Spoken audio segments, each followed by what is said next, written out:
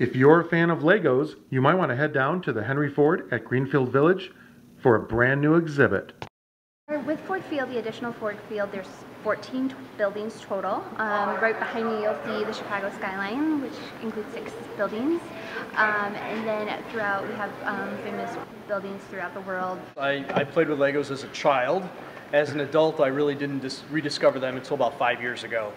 I'm no longer an architect. The economy just killed my practice 5 years ago, and I needed to find something else to do.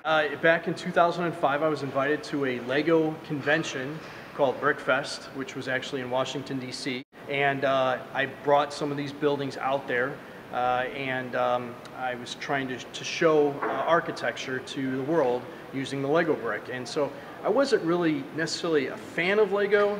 I would say more or less I was an artist looking for a creative medium, and it just so happened that there were some Lego executives there, and they saw what I was doing and thought it was very interesting. I love building models in college and in architecture classes, and with computers now everything is rendered, or I just got so sick of the computer screen, and I thought kind of doing something old school would be neat. So doing these buildings, and it has now turned into a full-time job. So I'm working with Lego, developing Lego architecture sets at retail, and then I'm developing, obviously, these exhibits. If I'm using special techniques or special parts, then I really can't be an inspiration. But when I show people that I don't use glue, and this happens to be a train track, and I'm using it in a different way, it's a great motivation and inspiration to people. So, about is there a challenge for a particular one? They all present unique and different challenges. Using square Lego bricks and a restricted amount of palette of parts and elements, because I typically just use basic elements, not specialized pieces. It's really your imagination, and everyone is kind of a little bit of a puzzle, and so for me that's where the draw is. If I were to just have one of these on a deserted island with me, kind of a thing, it'd be Falling Water, just because I really think that kind of hits home with what I'm trying to do with the Lego brick as a medium.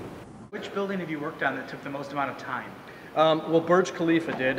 It's standing at just about 18 feet tall and about 450,000 pieces. That took me about 3 months to build and design, and it's really the design time that takes a lot of it. But the Ford Field that I just finished up, actually 6:30 this morning, as we were setting it up. I mean, that's really neat because it involves some architecture and engineering I hadn't done before. So like figuring out how to do the dome or the clear expanse of the truss. So I had to figure out how to clear span 4 feet out of little Lego pieces. And so here you can see exposed is the truss and the roof structure, and that was kind of neat because it presented a challenge to me I hadn't done before. It's going to be on site from tomorrow, Saturday, November 3rd, until February 24th, and our regular museum hours 9:30 to 5, and it is free with admission into the museum.